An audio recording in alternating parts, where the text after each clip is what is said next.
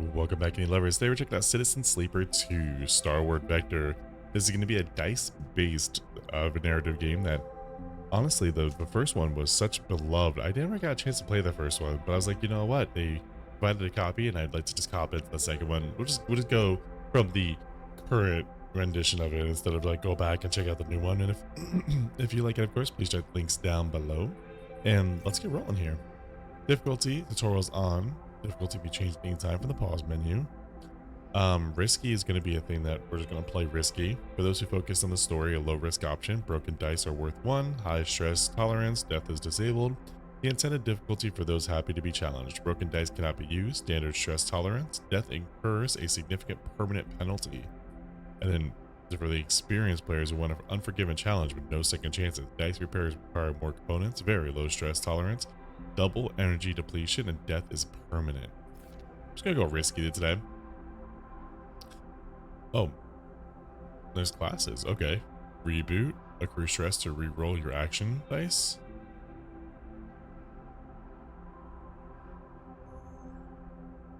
The push. So I got a...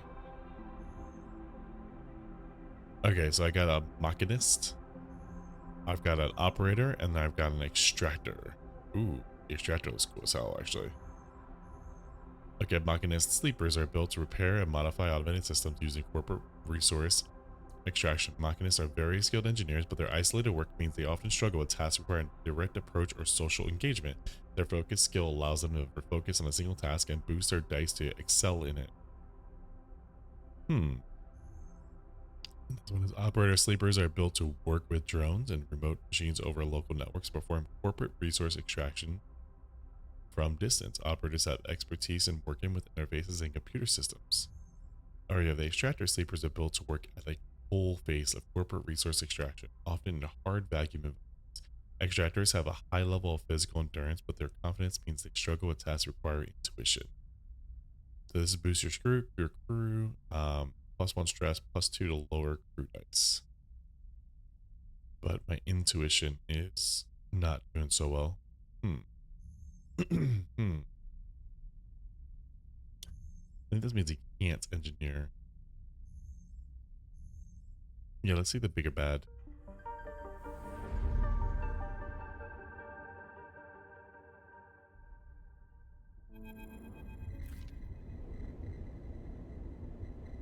In the moment before waking, the dark space before conscious thought, you struggle to find the pieces of yourself. Usually these pieces come with a particular cadence, each appearing sequentially, like the boot process of an old terminal. First your body, artificial, compromised, but relying sense on data all the time. Oh my gosh. Then its context, the breeze of air filtration, the soft contact of your birth in 0G. Then emotion, coming into focus, coming into your body, bringing with it their first instinct, the one that has framed your past 100 cycles, fear. But that familiar sequence does not arrive. Instead, you are unmoored in space, your body distant, your content, the text silent, even your emotions somehow obscured and scattered. Among all that disarray, only one familiar thing arrives, the fear. It is a scrambled panic fear, the drowning fear, the falling fear, the fear that makes you reach desperately for any stable point. It is the fear that tells you something is wrong. Something is very wrong with you. Wake up, sleeper. The voice is whispered in your ear, an act that makes you suddenly aware of your head, pulsing in pain, your body rigid with tension. Sleeper, a familiar name, a mind copied, emulated, a body built, implanted. One person sleeping until their dead is worked away. Their double being made to work, to be consumed and eventually to be destroyed. A proxy, an emulation, a sleeper, that is what you are. But you escape, you remember that now, broke free of your corporate creators, ascend in search of the future. You cannot remember the details of your escape, but you know the fear that has been with you ever since. All of a sudden, you remember you have eyes, and your eyes flicker open. Pale eyes in a pale face. Name. The name comes with its own specific sensation of fear, one you recoil from instinctively. Sorry to interrupt, a sharp smirk, but this ends here. You search your mind for more than a name. Is this how you reward me for my generosity? Lane is leaning over your horizontal floating body, looking down into your eyes. I took you in, protected you, gave you a purpose. You try to look away to the corners of your vision, find something you understand. Your body does not respond. But I suppose that wasn't enough? He reaches into his pocket of his jacket and retrieves a small vial. This wasn't enough? The vial glitters. Is this object you know and have known for a long time. Stabilizer. The drug that keeps your artificial body, your emulated mind, from inevitable decay. The only balm for your planned obsolescence. The liquid rolling the vines fills you with disgust. Lane pockets the vial. Wow. Holy coughs. Yeah. Lane pockets the vial, but it would be wasted on you now after what you have done to this body of yours. He looks at you with a palpable disgust. Lane's eyes scan your body, and as they do, you become aware of wires and tubes attached to you, those that were meant to free you from your dependence, from the stabilizer and the control it grants Lane. They are free, you piece of shit. They don't need you anymore. The voice comes from somewhere behind Lane's head. It is a voice you know, but when you search your mind to try to understand why, you find only dizzying darkness. Shut him up. Lane barks the command, and you hear the sounds of impact, of pain, from elsewhere in the room. You try to move your limbs again, and this time you feel a flicker, the twitch of a finger. You feel the extension and the compression of synthetic muscle. Free, are you? Lynn smirks. You were free when I disabled your tracker, when I gave you the stabilizer you needed. He scans your body with angry eyes. Now, you aren't free. You are just broken. I have such big plans for you, Sleeper. I invested in you. Lane grips your arm hard and you feel a jolt of reaction. You will the arm to move, but you have ruined all that. Lane speaks louder, over the sound of the struggle behind him. I will try to preserve your body, of course. I have my own uses for you, but your emulation? You feel one of his hands searching behind your head. He finds and grips the thick cable running from the port at the base of your skull. I will burn it out. Lane jerks forward, slamming across your body, then spinning away out of sight. You feel yourself rolling, the cables plugged into your looping and wrapping around your limbs. Then you feel hands steadying, pulling cables. You glance around wildly and see someone diligently unplugging you. You meet his eyes. Hey, he waves a hand in your dazed face. We need to move. Lane won't be long. He unloops the cable around your waist. Sleeper, help me out here. You blink slowly. Do you know this person? He leans over you and you feel his hands on the connector, flicking switches, releasing locks. Come on. He tugs the connector clear and pulls you up. You see the room you are in for the first time, filled with tech and terminals, wires waving everywhere, all lit by big windows looking out on an impossibly bright, screen-filled street beyond. In the corner, you see the dark shape of a floating body surrounded by a glittering constellation of crimson baubles. Is this blood? Move! You are wrestled and shoved towards the door, which slides open in front of you, and then you are out in all the brightness, all the movement, gliding hard towards some unknown destination. Oh.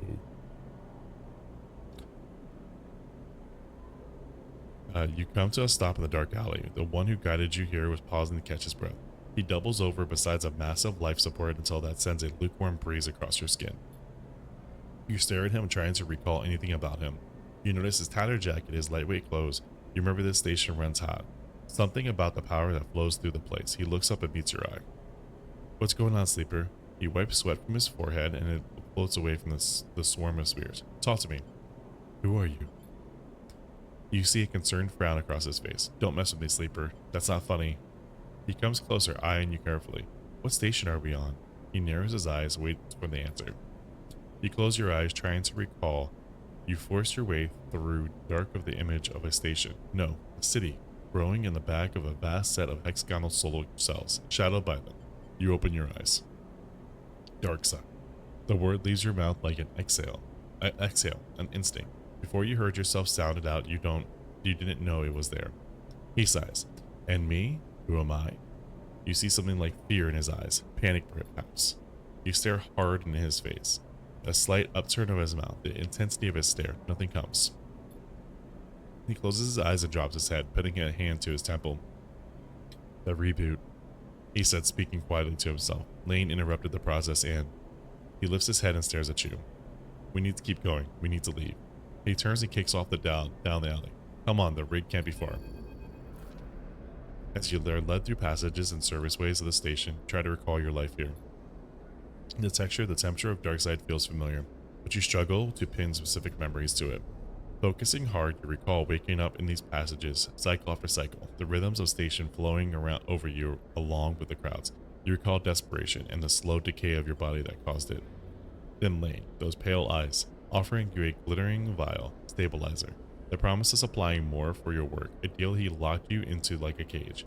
There, your memory fails you, but in the dark beyond that moment, the residue of pain, fear, panic remains. You were Lane's prisoner, Lane's plaything. You shudder in the cold passage. Wait, your guide holds up a hand and you stop your glide using a wall. Ahead, you see a tunnel opens up in a wide open bay with a few doors leading to cylindrical tunnels, the docks. They're watching the rig.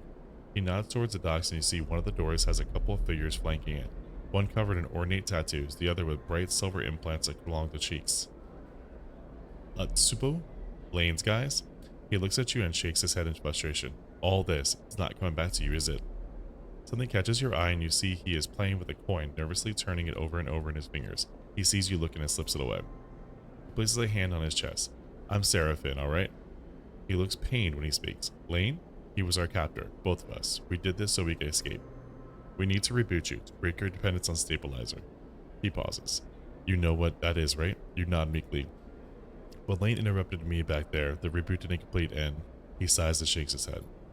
We can still make this work. He looks back at the docks. I'll lead them away. You get the dock and bridge open. If we make it to the rig, I know how to get us in. Got that? He searches your face for a sign of recognition. What's the rig? A ship. Our ship. Or at least it soon will be. Lane assigned it to us when we were on our jobs for him. Get that door open. He pats you on the shoulder. I know you know how to do this. Seraphin kicks off hard and glides into the dock. Over here, shitheads. He bellows to the guards as he barrels through. They immediately push off of the wall and give him chase. You wait a breath, then glide across the door you were guarding. You look already panicked at the lightly sealed door, its control panel locked away. You hear a shout from somewhere nearby. You need to get it open. Skill checks. During scenes, you may encounter skill checks where you can perform certain actions using your skills. Like the dice actions you will encounter later, skill checks can have a positive, neutral, or negative outcome. The better the rating of your skill, the more likely you will succeed in the check. The odds of success are displayed when you select the check. Break the seal.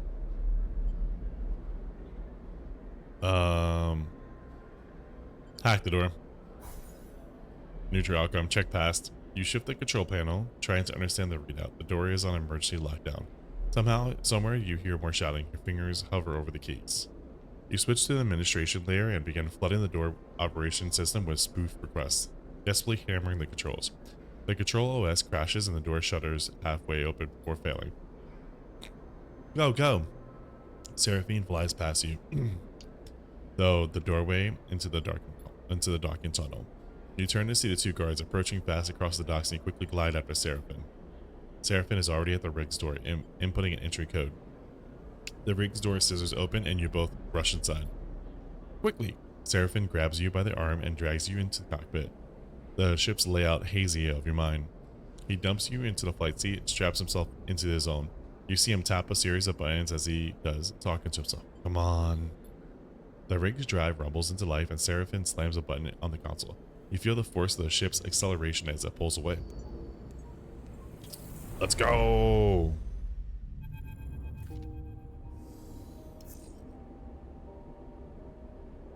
Oh, we got away.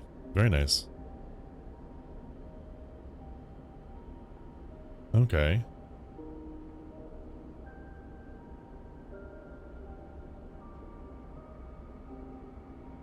Right.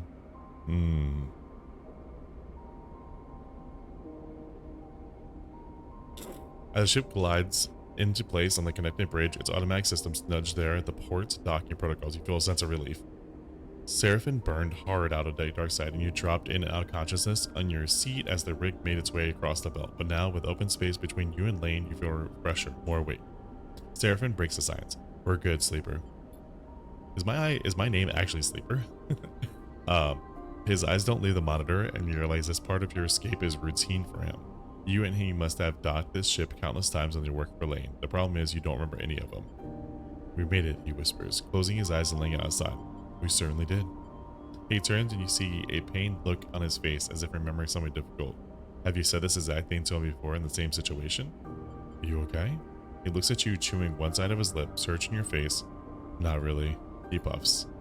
Seraphin reaches up, flicking through a set of switches in a practiced fashion, completing the shutdown. You watch, a little frustrated of your own uselessness. Running the rig, you realize, is just another thing you forgot.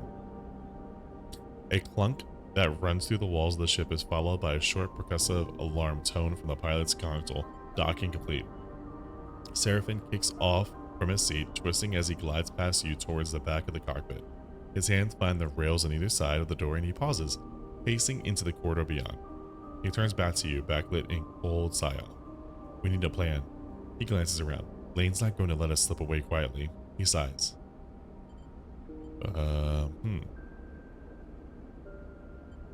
We hide here. Seraphin glances around. I hope you don't mean on the rig. He smiles a little, his teasing still a little unsure. His smile fades. Maybe, but on the approach, Hexport looks like a pretty small place to disappear into. We have brought ourselves some time. He glances to the cockpit window at the blinking lights of the station. You may not remember Hexport, but I do, and there are plenty of opportunities here for us if we can keep our heads down.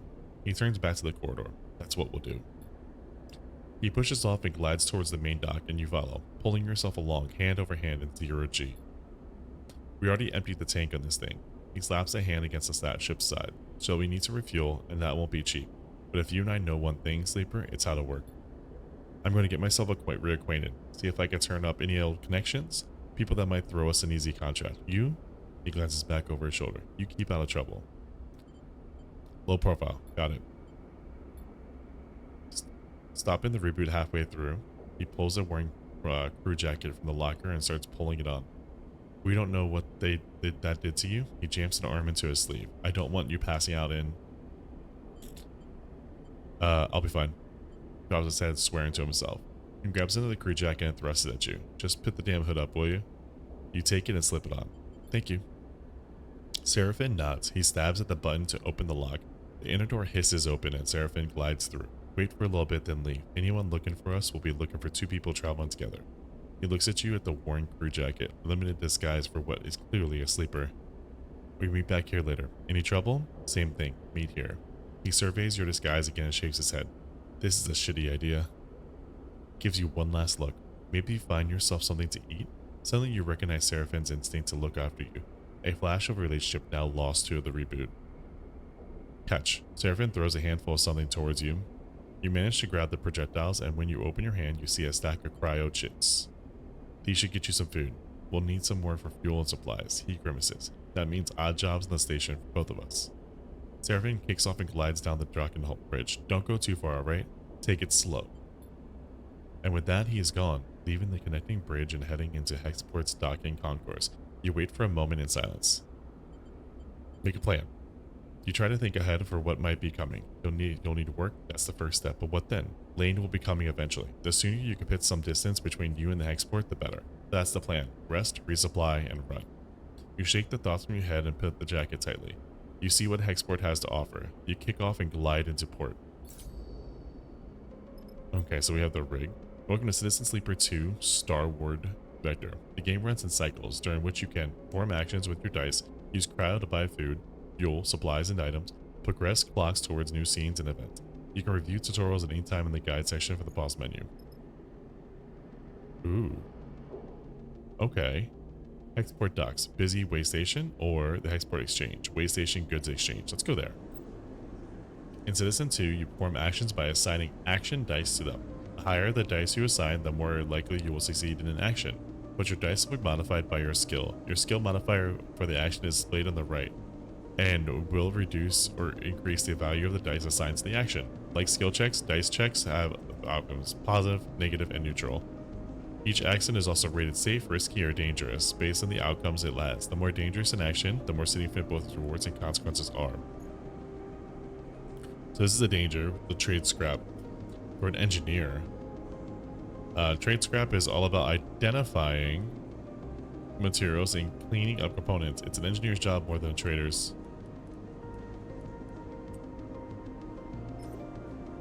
That's 100% positive I would go there. What if I assign... Okay, so that's not so strong. That's like a 50-50 die. What if I assign one of these? That's like a 50-50. So this is like a... This is a 6. I think, right? So this is like positive. But that's a good one. Impress the brokers. The data brokers are the heart of the exchange. They show their knowledge by discussing the decryption. Maybe if you could talk the talk. They exchange budgets with a conversation commerce. This is the place where contacts are found. You just need to look. Alright, let's go and go with this.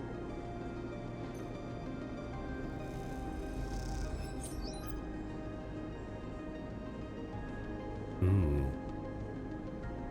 You just progress the clock. Clock tracks your progress towards both positive and negative events. It can be filled up. Action complete. Oh, do I have to do both?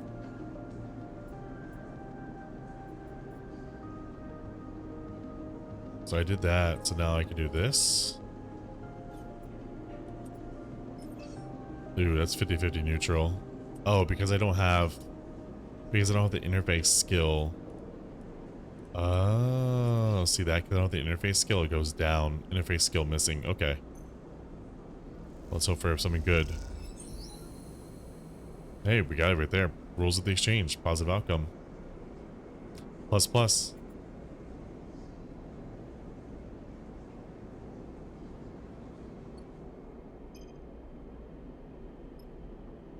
New location discovered. Spacer Trade Market or the Common Trade Hall Canteen. The rig is your ship and home in the Starward Belt. Where the rig is docked to the hub, there are multiple areas you can visit. Bunks. Use dice to reduce stress. Galley. Use supplies to regain energy. Other locations will unlock as you play. While the rig is at the dock of the hub, your crew will also help to gather resources to contribute to the upkeep of the ship. Oh, okay. You can choose which resources they should focus on in the crew task menu on the left. Oh, they have a random chance of acquiring it at the beginning of the following cycle. I mean, we should definitely go with that. Although I guess fuel is probably important too, right? Space Trading Market, let's go there. How much crowd do I have? Okay, I have 5. Fill fuel. You have enough crowd, they can fill your fuel capacity in a single order. Buy supplies or fill supplies. So I can buy supplies and buy fuel. Repeatable action. Okay. The trade hall is a healthy stock of supplies. Stack grown veg, water. Usually some extras all packaged up for the crews coming through. If you have enough crowd, they can fill your supply capacity to a single order. Supplies. I have 2 of 5. I have no fuel. So the goal really, I have 31 cryo. I should really be... Oh. Interesting. Okay. That's 3 of 5. So that's a 1 piece. Jeez.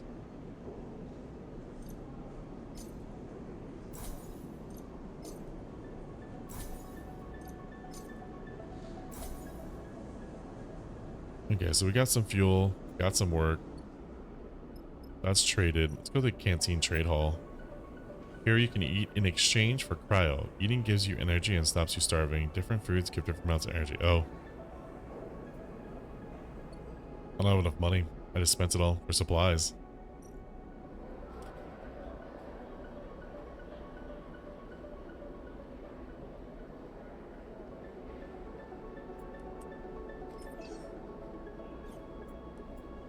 Am I missing the Intuit skill? Intuit skill missing. Engage skill found. There are plenty of crews milling around the docks.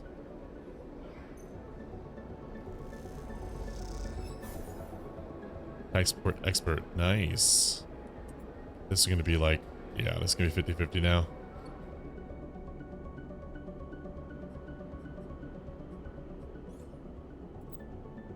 Moving to the character screen, here you can upgrade and configure your sleeper. On the left, you can upgrade your skills and improve the skill modifier applied to your dice when you undertake an action. To the right, you can upgrade your push.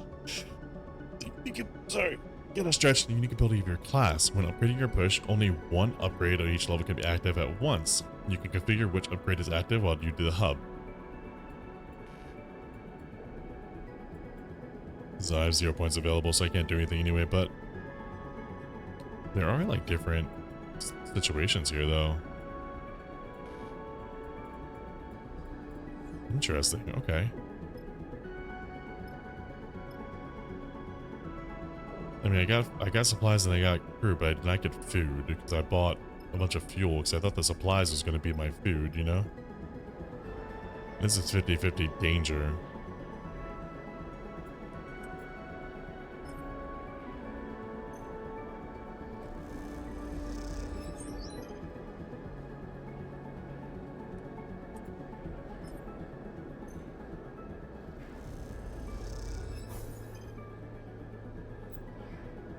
You've used all your dice for the cycle. You need to end the cycle at your ship, the rig, to re-roll them. I was wondering how I got more dice. Chaotic dockside bar. Or the freight storage. Okay. You build some distance between you and the lane. Per cycle, energy. Task per cycle. Odd jobs, I need money. Oh wow. Okay, so they got a big map too. Let's end the cycle.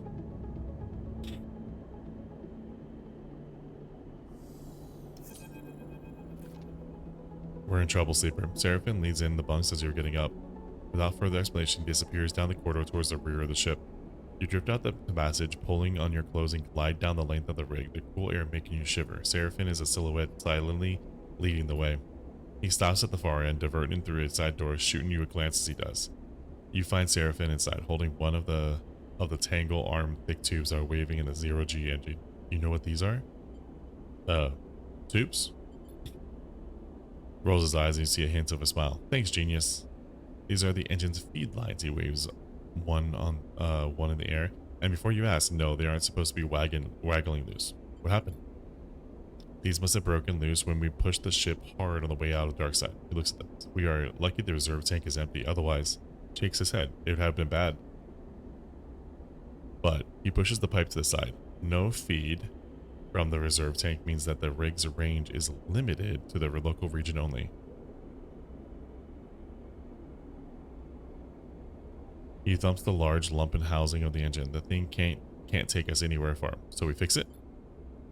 Sighs. That's the short of it. Seraphim whacks the engine housing again, harder this time. Just not been our run of luck. He turns and starts gathering the tangled feed lines, his frustration evident from the violence of his movements. We will need to set a new set of these. That's for sure. He starts forcing them into the crate. So how are you trying to track them down? I'll take a look at these things here and see if I can figure out another fix for the reserve tank. He glances up from his work. From what I've heard on Hexport, Factory Row is the place to find ship fitters. Maybe you can do some recon while I sort this place out. It's on the other side of the station. Okay, I'll take a look. Wait, he pauses, something seemingly unsure. There's something else. He drops the feed lines and they float, waving in the air like tubular seaweed. I've heard word that Lane's on the hunt, he frowns. A message went out everywhere in the local radius of Darkside. He's looking for us. And we can't leave. Exactly. Which is why we need those feed lines. I'm going to try to work something out. Maybe I can improvise a solution. I don't know. I'm no shiplet fitter. But while I do, you go hunting. See what you can turn up, okay? Get going. You leave the engine room with the clanking sound of Seraphim's cleanup efforts echoing through the ship. Fuel feed lines. That's the next step. You take a deep breath and head out. Ooh. Okay, so this is our next cycle. You have discovered a drive. Drives help you track and choose your objectives and citizens too. The arrow button in the top left opens the drive menu where you can choose which drive to track. Once a drive is tracked, a yellow marker is placed above any location that relates to that drive. Drives come in two types, a major and minor. On completion, a major drive rewards 2 upgrade points and a minor rewards 1. Keep an eye on the drive menu as it progresses to see what new opportunities and objectives are available and track those you want to pursue. Very nice. I think I'm gonna hop off here though, because I do want to play this a little more, but I want to play this a little more where I get a chance to actually dive into the story and really drive in. So this is kind of like a little teaser, a little preview for the people that really are doing it, like I like to do on the channel, obviously. We really appreciate you guys coming in. If you guys like it, of course, please like, comment, subscribe as always. And really appreciate you guys supporting and all the love. February is starting up soon, so we're going to get full drive in. We're going to get full locked in here. We're going to get rolling for the year 2025. Thank you so much for joining me for the Indie Buffet, folks, where we'll help you find your next favorite indie. Peace.